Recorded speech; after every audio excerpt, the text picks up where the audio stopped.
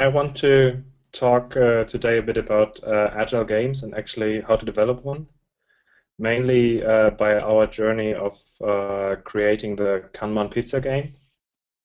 And when we look to agile games, they're especially a good way to teach people, especially new concepts, let them experience them. So on this slide, you see, for example, a picture of the ballpoint game, which I use a lot, or from the Scrum Lego City game, which I'm using a lot to let people really experience situations of end-to-end Scrum. And I think they're a really powerful tool because uh, in the lean agile world, there are a lot of things based on simple principles, which look simple on the first hand, but on the other side, they have some pitfalls and somehow are hard to implement. And games give us the possibility to experience as things in a safe to fail environment and learn how it works, where things easy, where things hard, how does it feel like for me in that environment. And for that,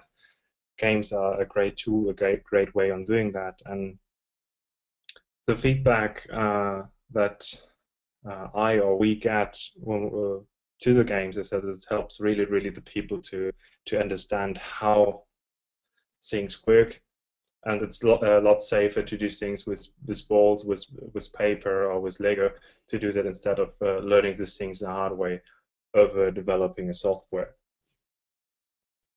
And on the other side, I also see these discussions later on when people compare their real work with how it felt like building a city with Lego, with Scrum, and how it looked like wrong in the first iteration when they did it first, and how it did look different when they learned how it works better. And for me, there are some key characteristics, or at least two key characteristics, which characterizing good games for learning. And the first and simple point, a good agile game, in my experience, should be playful, because if a game is playful, then you dive into that situation and you're totally in there, and you leave normal things behind, and you get really at a point where you can uh, have a full first-hand experience. And this is really helpful. And for that, playfulness in my experience is pretty helpful. And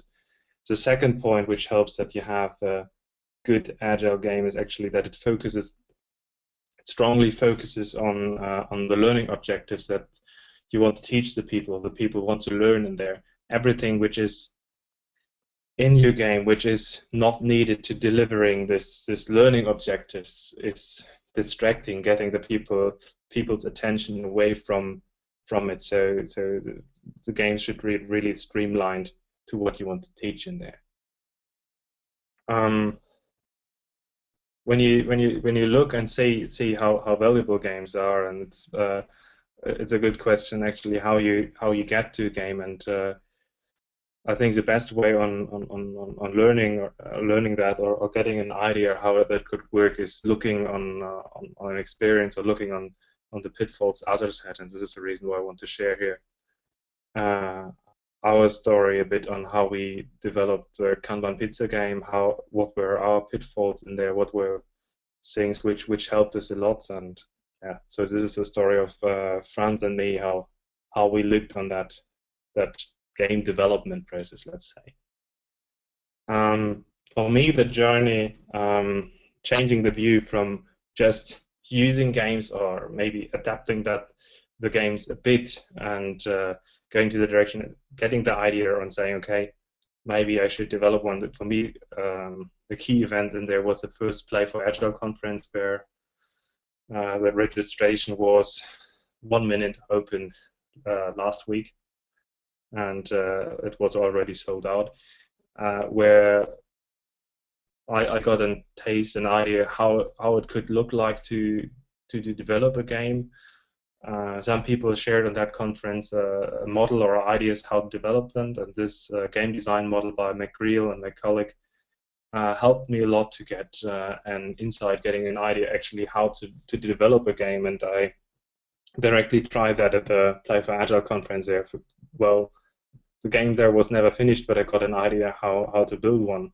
And this model is pretty simple and pretty interesting. So it's pretty easy to look on it. It's just saying, okay, first let's look on the context, let's look on the problem in there, and let's get a clear idea actually what are the learning objectives where we want to focus on. Not on everything, for example, not on everything for Kanban or Scrum, but what are the key things where you want to go on, and then brainstorm with materials, with things in there, how a game can look like to get as fast to get to a point where you try to develop a first version of it. So is it really something simplified where you try to get as fast as possible to something playable or something concrete which gives you more feedback, so that you then get there and then the iterating loop to say, okay, let's start. When we look to this first playful version or the first concrete results, how does it look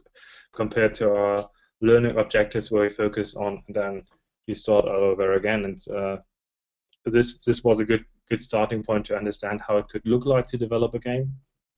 And for me, Franz and I looked a while later on our Kanban training, and there we had actually some problems in there where we said, okay, it felt like for some people it has too much magic inside. There were questions raised, like people asked how a formula would look like to define a first initial whip limit, or there was a tendency and a feeling that the people not really taking over the ownership for their board, for their system. They are actually using as a tool. It's not something magical in there. And when we then looked in the games and simulations that we used in the trainings, and that we know they all were pretty focused on a defined process or on a defined board to play with that. And when we think about the problem we say there we want to improve on, then these games don't really help us to get a clear understanding that this is our board which we have to use for our situation, and that actually Kanban starts where you are when you just share this is a board and now we throw dice and see how the cards move through that. So we realized when we want to have a game which helps us to improve our training, then we actually have to develop it on our own. And when we realized that we have to do it on our own to generate a bit more focus, we applied a fuzzy abstract for the Kanban challenge to 2 conferences. And when you would look a bit closer in this abstract, you would really see that we actually had no idea how this game would look like, and it is written in such a fuzzy way that we actually could also apply an already existing Kanban game. But it helped a lot to get a bit focus in there, and by accident, both things we submitted for the call for papers to this Scrum Day and to Temporary Goes Agile were accepted. So we had this tension and focus in there. When we would look back, actually, what are the learning objectives in this game which we try to develop there? We never wrote them down in a way to say, okay, this is what we focus on, but we really strongly talked a lot about it. What is we see as important in the game and which things not. And if we would write them down, they would probably look like the following: that we have a strong focus and actually helping people to see the journey, their journey from looking on their existing process to building up a Kanban system to taking away this magic, focusing on the 3 core Kanban properties as the next important thing, with visualize the workflow, limit work in progress, and measure and optimize the flow, and then maybe pull the pull principle and other things. So this was more or less the prioritized things where we focused on. And when we look on early versions, on early ideas, the first idea was really simple, where we said, okay, what would be if we have a textual scenario of a support process which fits perfectly to the talk we had before, to say, okay, this is how it looked like in there. model for that, a Kanban board, and then we play like with these other games on this created board. But what we realized in making this board more concrete is actually that this situation is too close to the actual work of the people, and this prevents this playful learning experience in there. So we said, okay, when we looked at that, we have somehow to improve that. And the second idea was actually to say, okay, then let's do the same idea but with a pizza delivery process. And we still had the feeling that this process, the way on looking on such a scenario, looks too much defined, and there's still a gap between looking too analytical on building a board and actually doing something with it, and actually didn't feel really that it gets more playful than the version we had before. We looked a bit around that we have to integrate the working and the creation process to get it closer together, and then we researched a bit and found a origami pizza piece at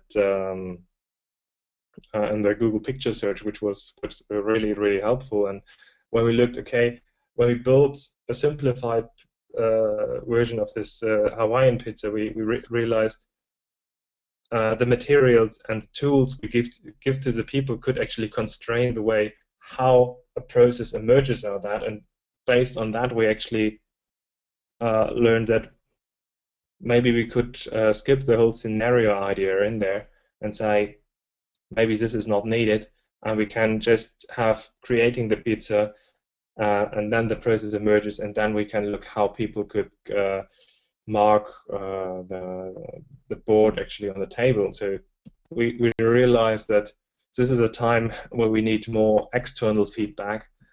And 1 week later, there was the ALE conference in Berlin, and so we went there. It was really an early version, and we didn't really felt ready for feedback. Then we asked some friends if they have time. We took them to the site and asked them if they could be our guinea pigs. So it was really helpful to get them in there, try to play the game.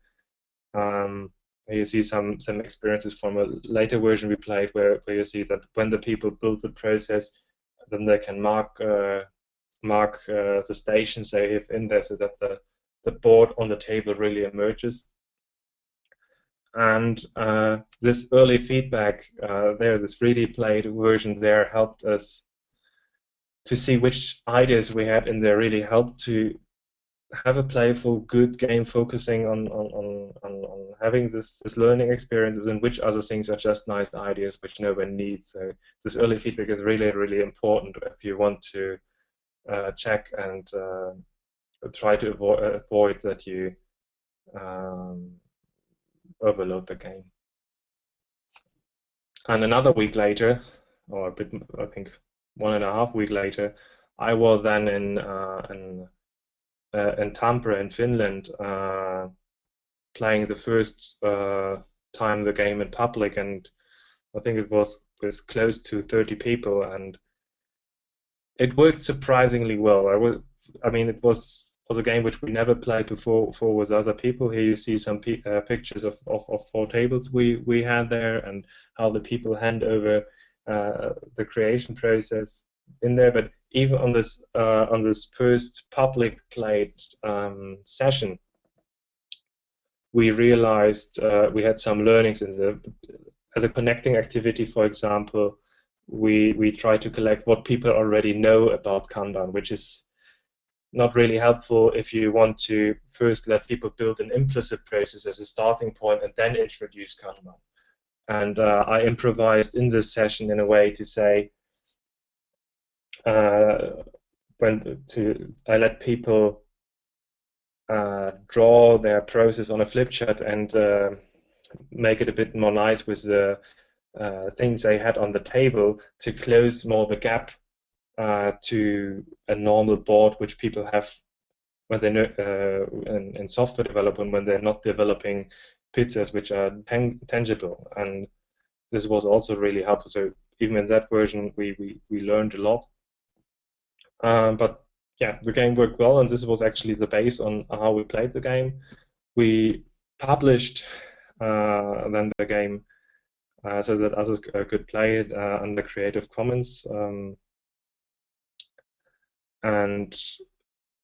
But if we look back to the way how we actually developed the pizza game in that way, on having our learnings in there, on starting actually from a point where you said a support scenario is nice, getting away from the idea, having a textual description there, exchanging it with something different. It was really a long journey with learning. So, but in the end, the game looks pretty good as a starting point to teach Kanban. I always have to remember people that we have a really clear focus on creating actually a Kanban system, not so much a focus on looking how to perfectly use a Kanban board. There are for sure other games which have different learning objectives, and it's always important to look on which situations you want to use what game, and also how you want to look on the focus of the game. And for us, it's a good starting point for our training, so it was really helpful to do that. It's played on a lot of different places, not also by us, also by others, and we've really also shared the game with Creative Commons, and that you have to and mentioning the name so that everybody can use it if you see such things as helpful. Because the game is so streamlined, there are always a lot of ideas how you could extend the game. For that, you always have to look which ideas for that are helpful for the learning you want to get in there. But there's some really good ideas where you want to use the game or how to extend the game, which is really nice. But you always have to say for such a game, it's important that no game is stands for it alone. It's important that it has a good debrief. So it's also needed for a game like the Kanban Pizza Game. And on the other side, if we look to such a game design session, or on how to develop such a game, I really was impressed from this simple model as let's say a thinking frame. It helps you to focus on the right things, to have a clear focus for your learning objectives, on that you really focus on them, that you try to streamline it to them. It's really important that you don't try to boil the ocean, which means that you really have to look, is this really needed? Is this idea already too complex? Because the biggest pitfall in developing a game is that you make it too early, too complex.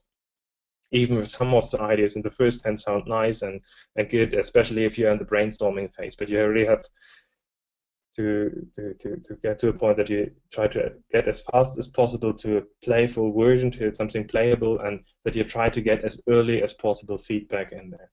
And I see for a game, it's always as important that you have a distance to the actual work, that you can create this playful learning experience. I hope such short insights help you to get an idea why I see at least agile games or games, learning games, as something which is really helpful to get an understanding from this sometimes simple looking concepts, building a safe to fail environment where you can experience such things firsthand.